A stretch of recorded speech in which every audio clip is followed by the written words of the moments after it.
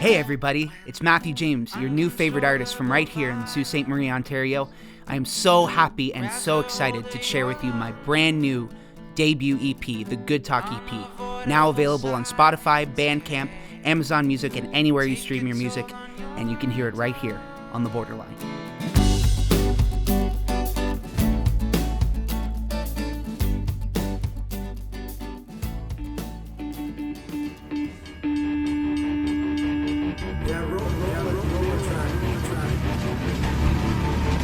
Across the tracks.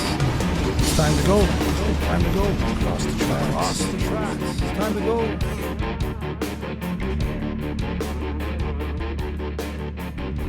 We're going across the tracks. Across the tracks, we are across the tracks with Matthew James today in studio. Matthew James, let's have a good talk. That works well. Hey, yes, it does. Yeah. 4-song EP, your first official release? Yes, sir. First official release. Yeah. Very excited about it. It's been about a 4-year journey experience doing it. So I'm happy to have it finally come into fruition into my greasy hands. Yeah. my hot hands there. Yeah. Well, we're going to go through the tracks in the order that they show up. Absolutely. And we'll talk about the music, and we'll talk about things outside the music. Lead track and the title track of the EP is Good Talk. Great phrase. Yeah. Yeah. It's a little tongue-in-cheek. Yeah. Explain that. I wrote most of these songs while I was in school. I was in school at Sheridan College during the first for our American friends, the first Trump administration. And it was a very interesting experience watching a lot of my friends. It was a liberal arts school, watching a lot of my friends turn the corner from well-meaning to seeing the influence social media had on their, and mine too, behavior and how I dealt with the world and how I saw the world, how I viewed the world. Lost a lot of my ability to feel compassion. I felt a lot more militant. I felt a lot more angry. And I didn't like that in myself. I'm trying not to judge now because I'm approaching 30, so I have a little bit of a different perspective on it. But these songs specifically, I think, speak to that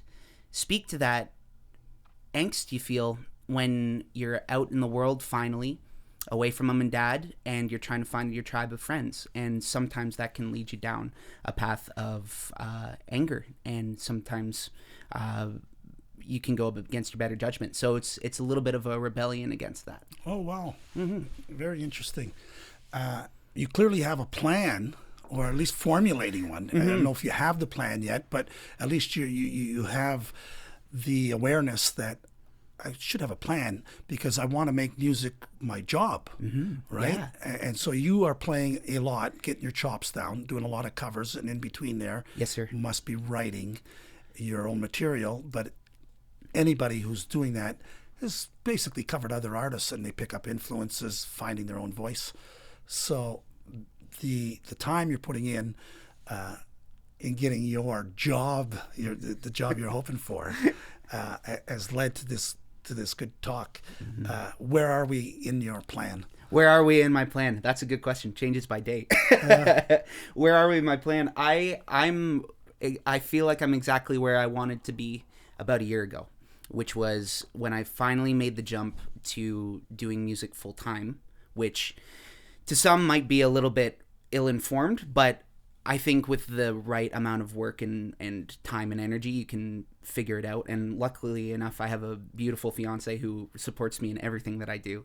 And we had a long conversation about what I should and want to be doing for the rest of my life. And it was music. So I took a bet on myself and quit my job and just started banging on doors, asking anyone, can I play? Can we figure something out? Can I play for anything? So I started doing that here in the Sioux, and luckily enough, the Sioux welcomed me with open arms, and now we're here. Yeah, and it's like the lyric says then, you're not going to stop on your way to the top. Yeah, that's right. Yeah, I guess so. I guess a little bit of foreshadowing. It was it's you're right that I think you need to. I come from a background of theater where there's a little bit of resilience needed to make it in that industry too. So I'm not particularly shy about putting myself out there. I do believe, though, however, if you're going to make it in anything, you need to pay your dues. I didn't want to step into this without putting my best foot forward. So, you know, playing for hours at a time, not necessarily all my stuff all the time, trying to figure out a sound, trying to figure out a style. I think that's all worthwhile for any artist to do, to cut your teeth, you know? I find it, I'm at, for instance, I'm at Mulligan's right now, the Irish pub here in town, every Thursday until May. And that's my second year as a residency there, and that's how I view it, is a residency. Just, it's a place where I can test out new songs, write new material, and also work on my style, like you said, playing other people's material. Because I think that's where I think any successful artist gets something from other successful artists. So I try to use my time wisely when I'm working, quote unquote, you know? Yeah, to work on my craft. When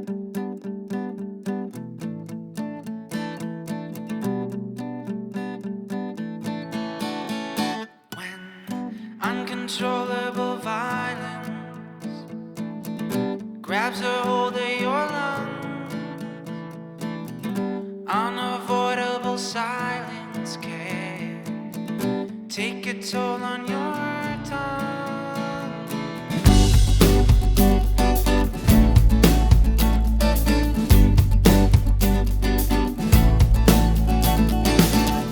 Uncontrollable violence,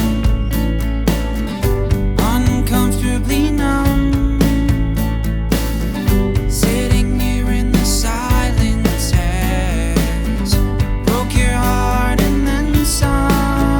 Now roll, roll, roll to the beat of the drums. Do you know, no, no? Do you know what you've done? You had to go, go, go, run away from the sun to sail to the moon. You're coming undone, so you're not gonna stop on your way to the top. Good talk.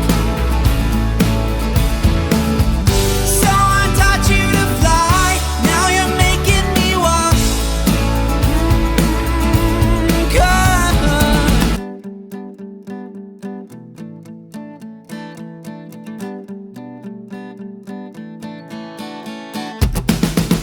Uncontrollable violence coming out of the blue. And it's right, you need your space, but it used to be my space too. So you're not gonna stop on your way to the top. Good talk. So you don't wanna try, so you're not gonna stop. Good talk. Oh, you break my heart just to seal your fate. Well, hell is empty, the devil's at the gate. So I taught you to fly, now you're making me walk. Good talk. Na na na na na na. Good talk. Na na na na na. Na na na na na na.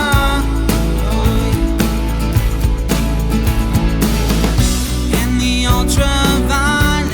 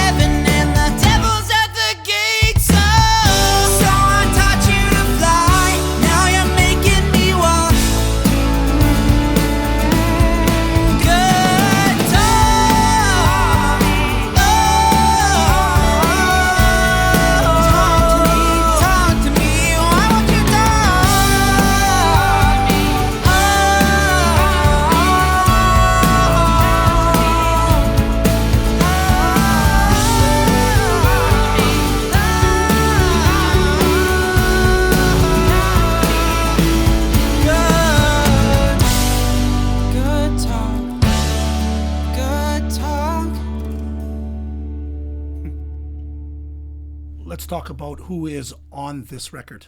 Sure. Who are the other instrumentalists that you've brought on here? Absolutely. So this was recorded in Chalet Studios, which is down in Uxbridge, Ontario, which is my hometown. That's run by Dave and Sheila Marie Chester. Dave Chester is a fantastic bass player. He actually played some organ and some piano on this.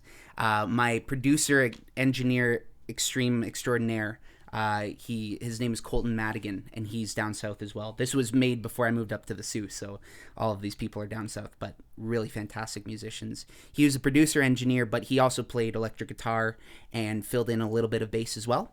And then Matthew Woodcroft was my percussionist and drummer for all the tracks. And then I had all vocals and guitar, 12 and 6 string. Well, you have a natural talent for hooks. Oh, thank you. And when I hear out of my time, the dynamics in the song, so you've got a knack for songwriting and finding those kinds of things that I often like to say that the tension in a song, the dynamics in it.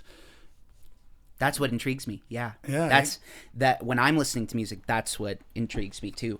Who do you like? Who are some of your favorite songwriters right now? Mine? Yeah. Well, for me, it's always at the top is Bruce Springsteen. Yeah. When I hear Springsteen songs, just very recently, I had a conversation with Steve Strongman, who just is nominated for 2 Grammys. Huge. And we had a conversation about how blues is often not included in the songwriting conversation. And as I'm listening to his catalog, I hear dynamics galore, and my goodness. And it's a genre that you would think is limited, but good songwriting doesn't go to genre. They go to themes. They go to topics and sounds. And so that's what I kind of listen to. When you're asking me, and of course, when you ask me who my favorite songwriters I must always include Gord Downie as well, and the Tragically Hip as a whole, because that's an interesting dynamic. But let's throw it back to you. Sure. Who do you? Who do you like? Who do I like? I can tell you right now, my favorite, the artist who is pulling me into new places that I never thought possible myself is Joni Mitchell. She, my partner and I found Joni Mitchell kind of like everyone does who, if you know about Joni.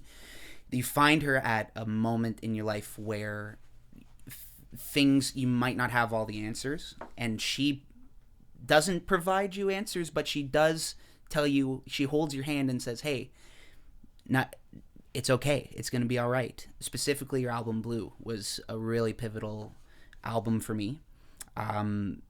She's the one that I find the most fascinating, the most I look for depth in songwriting. I love wordplay and double entendres, and that's, going back to Good Talk, that's a little bit of a play on words too, that I love that tongue in cheek. I love the use of language, and her use of language is, bar none, in my opinion, some of the best.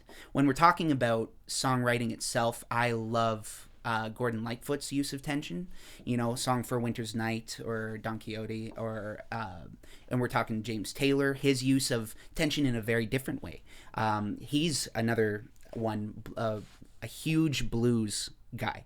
Right, if you listen to Steamroller, right? And you wouldn't know it because he has this soft rock appeal. He that's where anything that has that, even as something as simple as the verse chorus structure that all of us use, you could say a lot of that is influenced by the 16 bar blues structure too. So it's not. I don't see. I disagree with the notion that any genre is better than the other. It's how an artist navigates, finds freedom in the structure. That's what I'm interested in. Yeah. Do you sense at all that you are out of your time? 100%. Yes, yeah.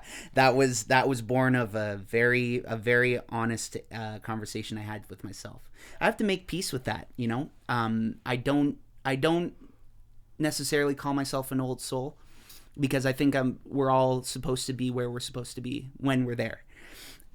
I do, however, feel sometimes very isolated when it comes to what I find important in life, especially among my peers. Not so much anymore, because I get to, you know, I'm my own man now, so I get to go out and hang out with people who, you know, who are my dad's age, and that's where I find comfort. That's where I find solace, you know. That's where I've always been comfortable with people a little bit older than me. I definitely, for the most part of my 20s, which is a lot of this work, I definitely felt like I was not of the time.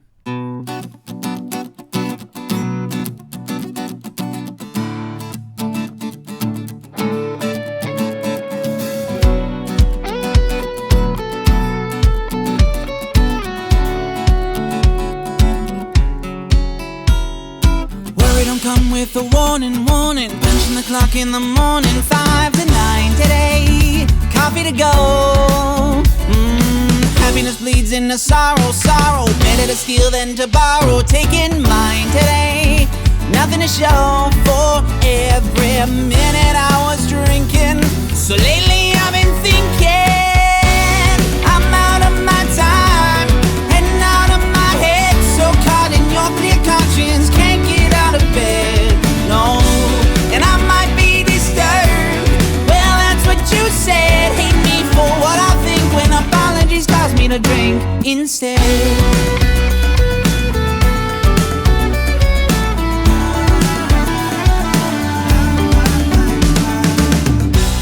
Petition's a misprint, no, I'm not in the mood for virtue. Gotta know in an instant, but I'm not in the mood for one pointless point of view. Sorry for saying what I'm thinking, but lately I've been drinking. I'm out of my time and out of my head, so caught in your clear conscience, can't get out of bed, no, and I might be disturbed. Well, that's what you said, hate me for what I think, when apologies cause me to drink. Oh, apologies cause me to drink instead. Instead, no more, no. It's bad no matter how you cut it, around the chatter, guess who shut it down? I shut it down. The point is lost in Carolina, what you do, man? Who you trying to clown? Who you trying to clown? No.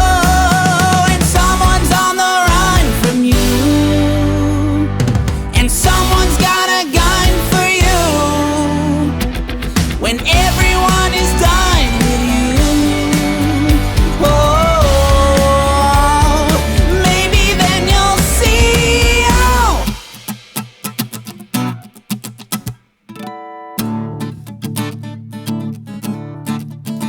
There's a fine line between what's right and control, and lucky you, it's all for sale, it's all gotta go.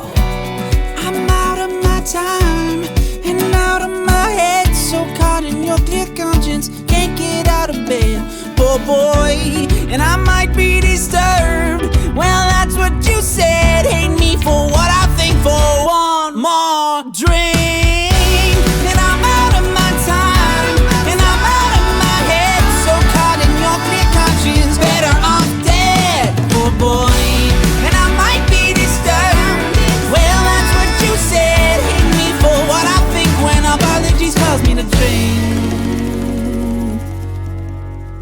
instead.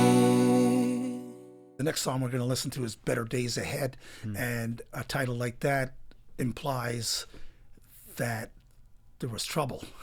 You're coming out of trouble to Better Days Ahead. So what's the backstory? What's the backstory? What's the trouble? What's the buzz? Tell me what's happening. Confess, man. Confess. This is the time.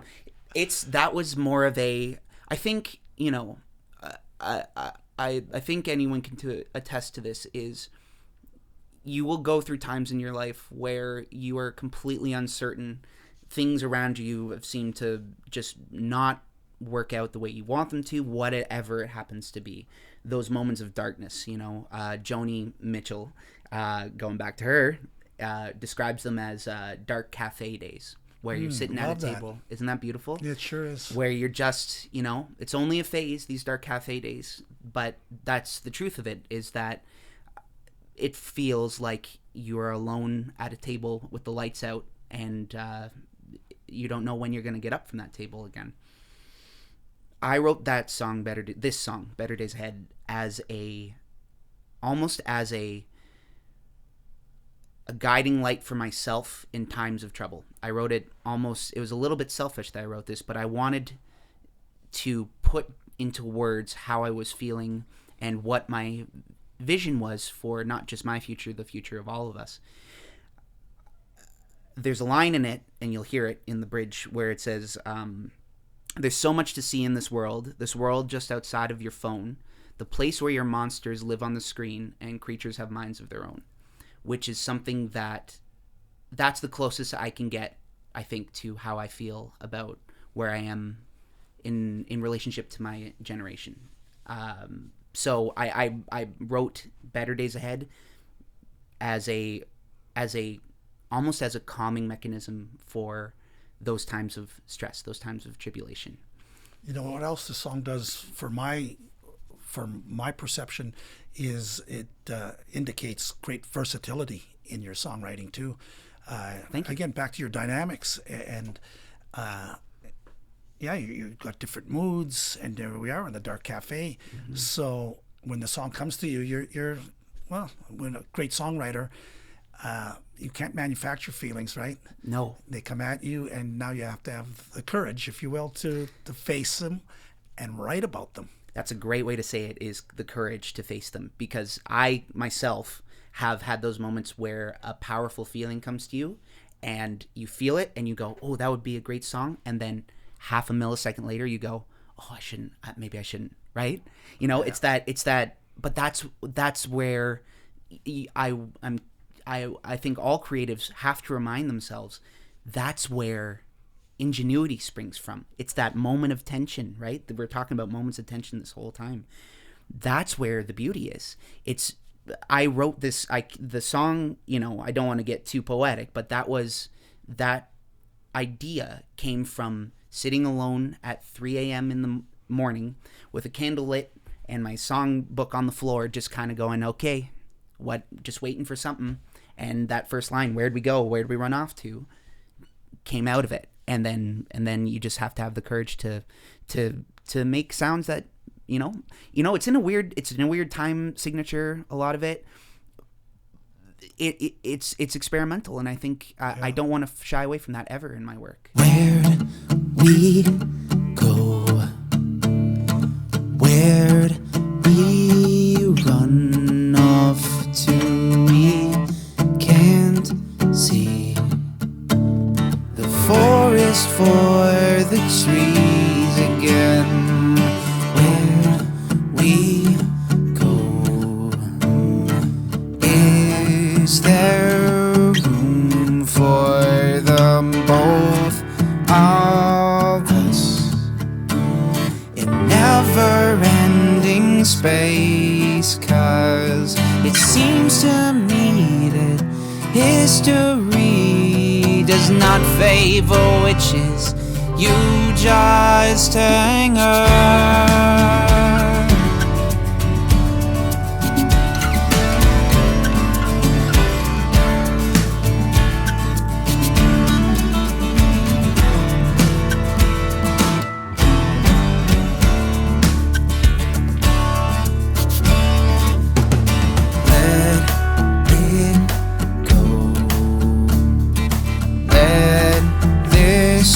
Wash over you, let me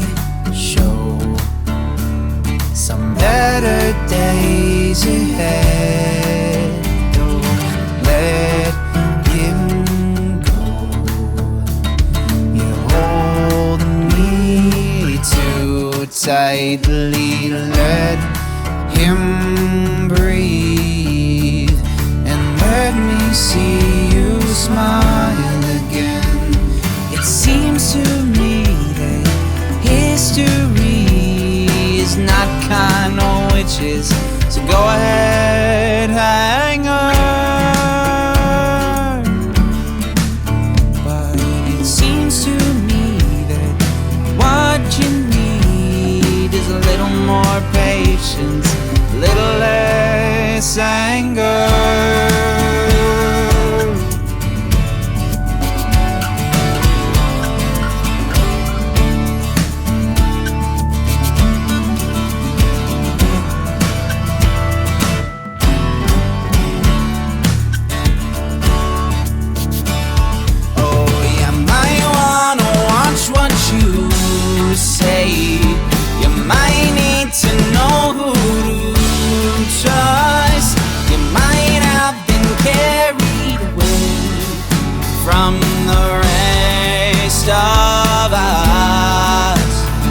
There's so much to see in this world just outside of your phone, the place where your monsters live on the screen. Creatures have minds of their own.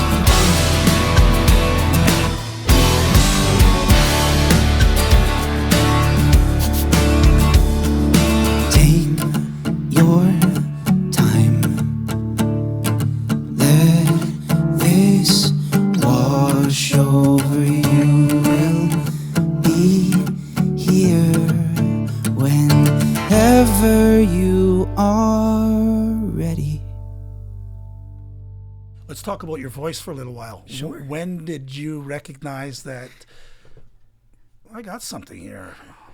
Ah, that's a good question. Like, just in terms of singing Yeah, itself? just singing where you're like, wow, I'm a singer. Oh, that's a good question. I don't know if I'm still convinced that I'm a singer. Oh, wow. I fancy myself a writer. I grew up in Uxbridge, Ontario, which is a very, very, like the Sioux, very artsy town. Small, but artsy. So our after-school activities were sports, yes, but also theater. So from the time I was 6, we were doing, a school play or a community play once or twice a year. That was our, babysitter a lot of the time was, the community theater hub. So I think it's all, singing has always been a comforting thing for me when I'm stressed or, when even just in times of joy. It's how I express myself is through song. When I started to find that maybe, I have a little bit of a something was when I was trying to figure out what I wanted to do outside of high school. And I had a big conversation with my dad because I was like, I don't know, maybe history, maybe English, maybe, I don't know, teacher. I had a thought I'd become a chef. And then I worked in a kitchen and the dish pit and I said, nope. I love the culinary arts. Yeah, I love the labor. I love the fruits of their labor. It's just cutting the fruit is where I draw the line. Big shout out to all the chefs out there. But I was just, you're 17 and you're trying to figure things out. How could you ever come up with the rest of your life at that time?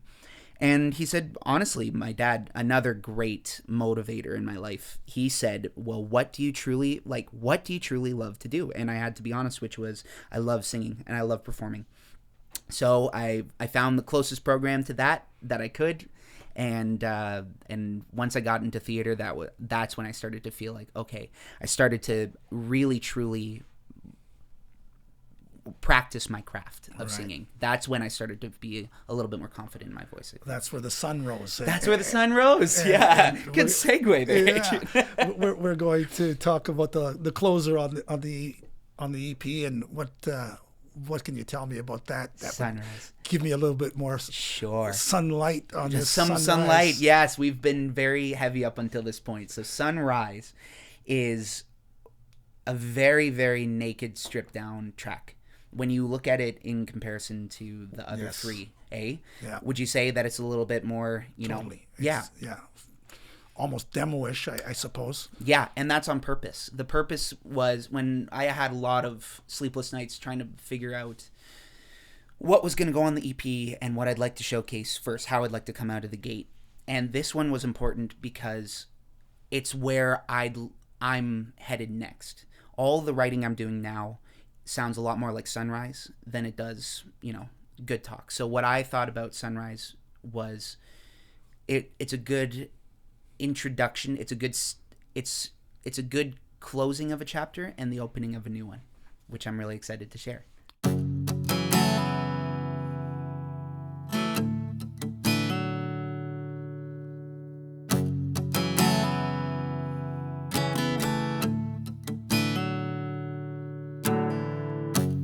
Hasn't rained in years.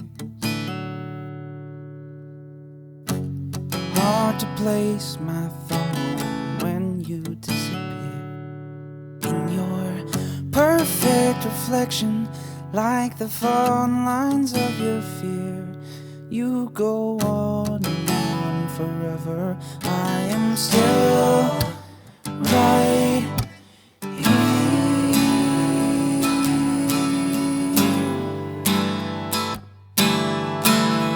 throw out the truth to believe a lie. Maybe when your well dries, you'll see me in a new light. You can't see my blue through rose-colored eyes. Maybe when your moon dies, you'll find me in the sunrise.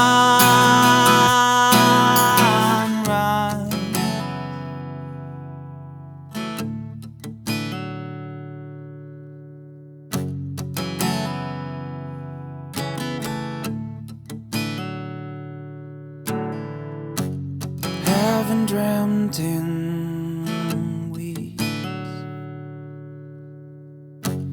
Jaded droves have driven color from my cheeks.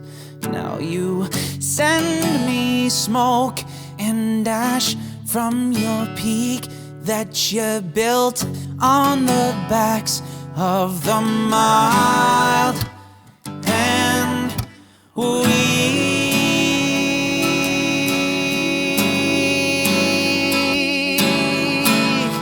Throw out the truth to believe a lie. Maybe when your well dries, you'll see me in a new light. You can't see my blue through rose-colored eyes. Maybe when your moon dies, you'll find me in the sun.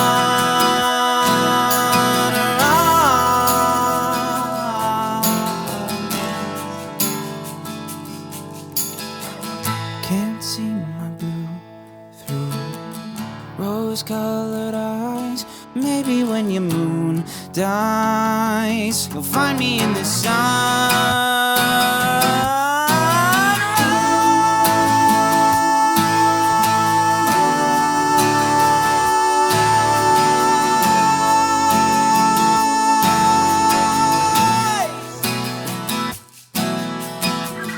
Throw out the truth to believe a lie.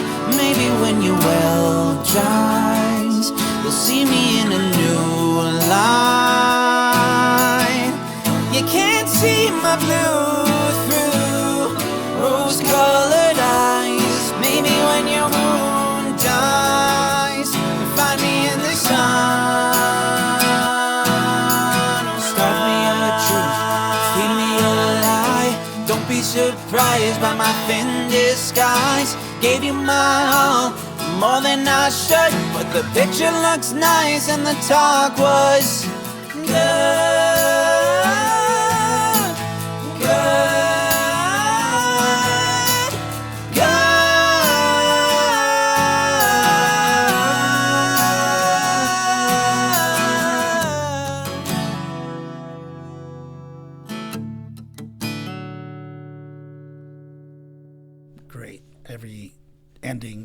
beginning. Yes, sir. And so Yeah. we're going to set the sun on this little good talk that we've had here. Matthew James, we've gone across the tracks on it. I wish you all the best, man. Thank you, Adrian. We look forward because you'll be touring Yes, sir. over and above Sault Ste. Marie, of course, but we're across. so great to have you here as a home base. Thank you. Yeah. I'm honestly, it's an honor and a privilege to live in a place like Sault Ste. Marie, where the people like yourself, who truly care about the arts and fostering true creation and expression. So thank you, Adrian. Thank you for having me on. That's sweet. We've been Across the Tracks with Matthew James. We've gone across the tracks. This has been a Borderline Entertainment production.